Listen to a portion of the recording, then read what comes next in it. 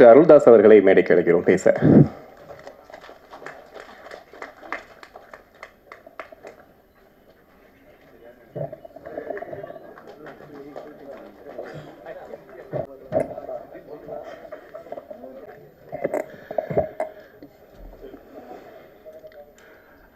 அனைவருக்கும் வணக்கம். இந்த மேடைக்கு நான் வந்ததுக்கு காரணமே சுசி தான், தப்பி சுசி தான். இல்லை தப்பின்னு நிறைய பேர் சொல்லி எல்லாத்தையும் தம்பின்னு கூப்பிட்றாங்க. இப்போ அப்புறம் வர அப்புறம் ஏன்னா நான் வந்து உங்களுக்கு தெரியும், நடிகரானதே நான் மகானாலில் தான் ஃபஸ்ட்டு. ஸோ என் வாழ்க்கை, என்னுடைய வாழ்க்கை தரம்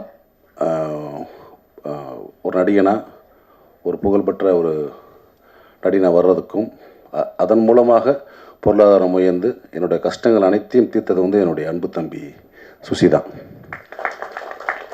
ஏன்னா அதுக்கு முன்னாடி தெரியும், சுசிக்கு தெரியும் நான் எவ்வளோ கஷ்டப்படுறேன் அப்படின்னு தெரியும். பொருளாதார ரீதியாகவும் சரி, அதே மாதிரி ஒர்க் விஷயமாக ரொம்ப ஸ்ட்ரகிளில் இருந்த காலகட்டம்.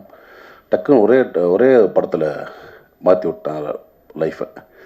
நான் மகனில் தொடர்ந்து வாய்ப்பு கொடுத்து, அதாவது நான் மகனோட கைவிட்டுறாமல் அழகசாமி குதிரை, ராஜபாட்டை தொடர்ந்து அண்ணனுக்கு அடுத்தடுத்து வாய்ப்பு கொடுக்கணும். ஏன்னா ஒரு நடிகனை வந்து ஒரு படத்தை அறிமுகப்படுத்திட்டு அப்படி கைவிட்டுட்டா அடுத்தடுத்து மற்றவங்க கூப்பிட்ற கஷ்டமாயிடும்.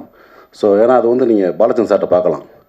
ஒரு நடிகை அறிமுகப்படுத்தா தொடர்ந்து வாய்ப்பு கொடுத்து மக்கள்கிட்ட வந்து அந்த ஃபேஸை அட்ஜஸ்ட் பண்ணிட்டே இருப்பார். ஸோ அந்த மாதிரி வந்து என்னையை வந்து தொடர்ந்து வாய்ப்புகள் கொடுத்து என்னை அட்ஜஸ்ட் பண்ணி என்னையை வந்து ஒரு நடிகனாக இன்றைக்கி நான் நல்லா இருக்கேன்னா அதுக்கு வந்து எனக்கு மனசார சொல்லுவேன். நானும் என் குடும்பமும் எப்பயுமே வந்து சுசிக்கு நன்றி கடனாக இருப்போம். எப்போ கூப்பிட்டாலும் நான் வந்து சுசி அப்படின்னு ஏதாவது ஒரு ஃபோன் பண்ணி ஏதாவது ஒரு சின்ன கேரக்டர் ஒரு சும்மா வந்துட்டு போனா கூட நான் போயிடுவேன். நான் அதுதான் முதல்ல எனக்கு ஃபஸ்ட் ப்ரிஃபரன்ஸ். ஏன்னா சுசியை வந்து நான் வந்து முதல் நாள் ஒரு அசினேட்டராக வந்து ஜாயின் பண்ணதுலேருந்து நான் பார்த்துக்கிட்டு இருக்கேன். பேரன்பு மிக்க ஒரு அன்பு தம்பி, மிக திறமையான ஒரு இயக்குனர். அது சொல்லுவாங்கள்ல, சுத்தமாக தொழில் தெரியும்னு, அந்த மாதிரி சுத்தமாக தொழில் தெரியும். ஒரு டைரக்ஷன்னா நச்சுன்னு அப்படியே, அதாவது கன்ஃபியூஸ் இல்லாமல் இருப்பாப்புல ஸ்பாட்டில், நீங்கள் பதறவே வேண்டாம். அதனால தான் இந்த படம் அவ்வளோ ஃபாஸ்ட்டாக முடிஞ்சிருக்க காரணமே அதுதான்.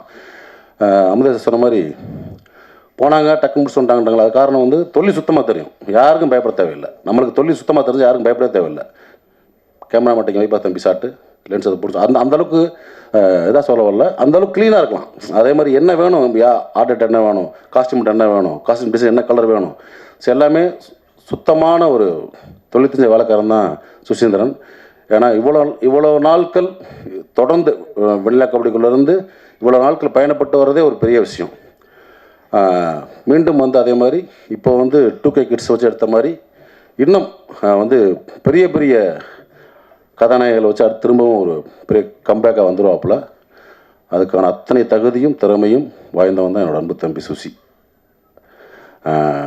அதே மாதிரி இந்த படத்தில்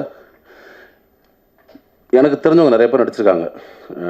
தம்பி பாலசரவணன், இயக்குனர் முருகானந்தம், குணவதரி மேடம், அதே மாதிரி இசையமைப்பாளர் ஐயா இமானவர்கள், தஞ்சயன் சார், இவங்கெல்லாம் எனக்கு தெரிஞ்சவங்க. எனக்கு தெரியாதவங்க, பழக்கம் இல்லாதவங்க நிறைய பேர் அறிமுகமாகிருக்காங்க. ஹீரோ உட்பட மீனாட்சி தெரியும் எனக்கு இவங்க. ஸோ எல்லாருக்குமே பெரிய ஒரு வாழ்த்துக்கள். இந்த படம் வந்து அவங்களுக்கு வந்து ஒரு பெரிய ஒரு ஓப்பனிங் கொடுத்து தமிழ் சினிமாவில் மட்டும் இல்லை தென்னிந்திய சினிமாவில் வந்து நிறைய படங்களில் நடிக்கணும், வேலை பார்க்கணும். அதுக்கு என்னுடைய வாழ்த்துக்கள். இந்த மேடை பார்த்திங்கன்னா ரொம்ப ஒரு அமைதியாக, ஒரு ப்ளசண்ட்டாக, எல்லாருமே ஒரு பாசிட்டிவாக, ஒரு அன்பாக பேசுகிறாங்கல்ல. சமீபத்தில் ஒரு மேடையில் பாட்டில் ராதா படத்தில் ரொம்ப அநியாயமாக அக்கிரமாக இருந்துச்சு. மேடையில் மிஸ்கின் பேசினாலாம் அவ்வளோ வல்கராக பேசணும் அவசியமே கிடையாது. இயக்குனர் தான் என்ன வேணால் பேச கிடையாதுல்ல. அந்த மாதிரி ரொம்ப வீடியோ பார்த்தேன். ரொம்ப நம்மளுக்கு தலைக்குனிவாக இருந்துச்சு. தமிழ் சினிமா வந்து இந்திய சினிமாவில் வந்து ஒரு பெரிய மதிக்கக்கூடிய ஒரு இடத்துல இருக்குது தமிழ் சினிமா. தமிழ் சினிமா இயக்குநர்கள் மட்டுமல்ல, தொழில்நுட்ப கலைஞர் அனைவரையும் வந்து இந்தியா சினிமா லெவலில் ஒரு பெரிய மதிக்கக்கூடிய இடத்துல இருக்காங்க. அதே மாதிரி இந்த மேடை இருக்குல்ல, ஒரு பிரசாத்தில் தேட்டர் மேடை, பல ஜாம்பவான்களை பார்த்த மேடை. தென்னிந்தியாவில் இருந்து மட்டும் இல்லை, இந்தியா முழுவதும் வந்து இந்த மேடையில் அமர்ந்து பேசிட்டு போயிருக்காங்க. எவ்வளோ functions, audio launch, trailer release, success meet, இந்த மாதிரி. ஸோ அந்த மாதிரி மேடையில் வந்து இவ்வளோ பத்திரிக்கையாளர்கள் நண்பர்கள் இருக்கீங்க, நீங்கள்லாம் பெண் பத்திரிக்கையாளர் இருக்கீங்க, நம்ம நண்பர்கள் நிறைய பேர் இருக்காங்க. அங்கே வந்துட்டு மொத்தங்கம்மான்றது பேசிக்கிங்க, வெளியே பேசிக்கிங்க. ஒரு மேடை நாகரிகம்னு ஒன்றும் இல்லையா? என்ன வேணால் பேசுகிறதா? அவ்வளோ புக்கு படிச்சிருக்கீங்கன்றீங்க, அவ்வளோ படங்களை பார்த்துருக்கோம், உலக படங்களை பார்த்துருக்கேன்னு சொல்கிறீங்க, அவ்வளோ உலகம் போல புக்ஸை படிச்சுக்கேன்றீங்க. அப்புறம் என்ன அறிவு இருக்குது உங்களுக்கு? குறைந்தபட்சம் ஒரு நாகரிகம் வேணாமா? ஒரு மேலே பேசுகிற பேச்சா? உங்களுக்கு பெண் குழந்தை இருக்குது, எல்லாத்துக்கும் பெண்கள், எனக்கு பெண் குழந்தை இருக்குது, ஸோ எல்லாத்துக்கும் இருக்காங்க. ஸோ மேடை நாகரிகம்ன்றது ரொம்ப முக்கியம். இந்த மேடை எவ்வளோ நாகரிகமாச்சு பார்த்தீங்களா? யாராவது தப்பான வார்த்தை அதெல்லாம் கிடையாது. தம்பின்னு கூப்பிட்றது வேறு. தம்பி நம்ம எல்லாத்தையும் கூப்பிட்றோம், வாடா தம்பி, உட்கார தம்பி, எந்திரா தம்பின்னு. அவன் நம்ம அண்ணன் நினைக்கணும், அது முக்கியம் ரொம்ப. அப்படி உங்களை யார் அண்ணன் நினச்சா எனக்கு தெரில. எல்லாத்தையும் சக்கட்டு மடிக்கு வாடான்றாரு, போடான்றாரு, உட்காருன்றாரு. இதை நான் இன்னைக்கு பேச நினைக்கல, தொடர்ந்து பல மேடைகளை பார்த்துட்டு வரேன் நான் மிஸ்கின் பேச்சுக்களை. சமீபத்தில் அண்ணன் பாலானுக்கு வந்து 25th இது இயர் கொண்டாட்டம். அங்கே பார்த்தினா அவர் என்னமோ பெரிய குடியார மாதிரியும் படுத்து கிடந்தான் பாலா, அவன் தான் பாலான்றது. இங்கே வந்து இளையராஜாவில் வந்து அவன் தான் இளையராஜான்றது. யாரா நீ? நீ என்ன அவ்வளோ பெரிய அப்பாட்டாக்குறா தமிழ் சினிமாவில்? எனக்கு ஒன்றுமே புரியல. ஒரு போலி அறிவாளி அப்படிதான் சொல்லணும். அதாவது அன்னைக்கு மேடையில் உட்காந்தவங்களாம் மிக திறமையான அற்புதமான நம்ம மண் சார்ந்த கதைகளை மட்டும் எடுத்து படம் பண்ணுற இயக்குநர்கள். அமீரன் ஆகட்டும், வெற்றிமான் சார் ஆகட்டும், ரஞ்சி சார் ஆகட்டும். பணங்களுக்கு வியாபாரிகிட்ட வந்து பர்கர் வியாபாரி உட்காரச்ச மாதிரி உலக சினிமாவில் வந்து காப்பி அடித்து படம் பண்ணி ஜெயித்த ஒரு போலி அறிவாளி மிஸ்கின். எதுக்கு இந்த மாதிரி ரொம்ப அநாகரிகமாக ஒரு மேடையில் வந்து ஒரு ஆணவப்பெல்லாம் சொல்லி பேசி ரொம்ப மனசு கஷ்டமாக இருந்துச்சு. ஏன்னா தமிழ் சினிமா இயக்குநர்களில் நான் வந்து பெரிதும் மதிக்கக்கூடிய ஒரு கலைஞன். நான் எப்பயுமே ஒரு ஷூட்டிங் ஸ்பாட்டுக்கு போனாலும் சரி, இயக்குனர் என்ன சொல்கிறதோ அதை நான் வந்து அப்படியே கேட்டு நடிப்பேன். ஒரு பிளாங்க் பேப்பர் மாதிரி போவேன், ஒரு களிமண் மாதிரி போவேன். என்னை எப்படி வேணால் வடிக்கலாம், எப்படி வேணால் எழுதலாம், எதையுமே நான் வந்து பண்ண மாட்டேன். என்ன எங்களோட ஒர்க் பண்ண உங்களுக்கு தெரியும். அதே மாதிரி பொட்டேஷன் சைடு மற்ற விஷயம் நம்ம அந்த டார்ச்சர்லாம் பண்ணக்கூடிய ஆர்ட்ஸ் கிடையாது. ஏன்னா நம்ம கீழேருந்து வந்திருக்கோம், ரொம்ப கஷ்டப்பட்டு ஒரு இடத்துக்கு வந்திருக்கோம் தமிழ் சினிமாவில். தமிழ் சினிமாவையும் தமிழ் சினிமா இயக்குநர்களையும் பெரிதும் மதிக்கக்கூடிய ஒருத்தன் நான். ஆனால் அந்த மேடை எனக்கு வந்து ரொம்ப அருவருப்பாக இருந்துச்சு. ஸோ மிஸ்கின் அவர்களே, நீங்கள் தம்பியாக இருக்கலாம், அண்ணன் இருக்கலாம், இல்லை என் ஒத்த வயதாக இருக்கலாம். சினிமா சொல்லுவாங்கள்ல, உங்கள் அம்மா எங்கள் அம்மா இல்லை சினிமாடான்னு. சினிமா இது. நீங்கள் வந்து ஒன்றும் ஒரு ட்ரெண்ட் செட் ஃபிலிம் பண்ணியெல்லாம் நீங்கள் வந்து ஜெயிக்கலை. குத்தாட்ட பாடல்கள், ரொம்ப சாதாரண கதையில் எடுத்தான்னு ஜெயிச்சிருக்கீங்க நீங்கள். சுசீந்திரன் மாதிரி ஒரு மண் சார்ந்த வெண்ணிலா கபடிகள் எடுத்தோ, அமீரண்ண மாதிரி ஒரு பருத்திவரன் எடுத்தோ, ரஞ்சி சார் மாதிரி ஒரு மெட்ராஸ் படம் எடுத்தோ, பாலான மாதிரி சேது படம் எடுத்தோ, பாலாசித்தல் மாதிரி ஒரு காதல் படம் எடுத்தோ, ஒரு கிழங்கு மாதிரி தோண்டி எடுத்து நீங்கள் படம் பண்ணல. வெளிநாட்டு படங்களுடைய முகத்தில் அதோடைய ஷார்ட்ஸை காப்பி பண்ணி, சீன்ஸை காப்பி பண்ணி ஜெயிச்ச ஆள். ஸோ இங்கே வந்து ஒரு போலி புத்திசாலி, அதை நான் வச்சுக்கிட்டு இன்னும் பல மேடைகள் நீங்கள் பேசலாம். கொஞ்சம் நாகரீகமாக பேசுங்க.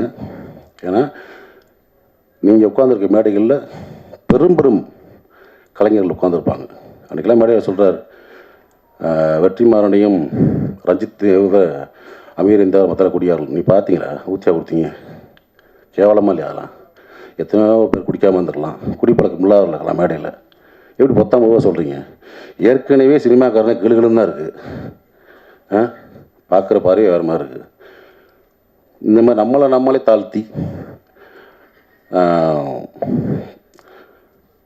நம்மளே வெளியே அசிங்கப்படுவான்னு நினைக்கிறேன். இது வந்து என்னுடைய மனக்குமுறல்.